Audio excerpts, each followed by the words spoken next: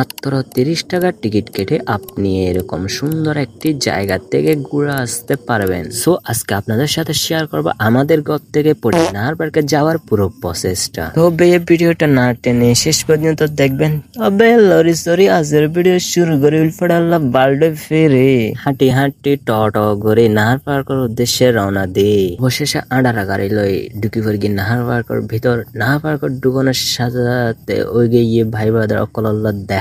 তারপর তুলিলাম দে উগ্র সেলফি তুলানোর পর নিলাম দে টিকিট।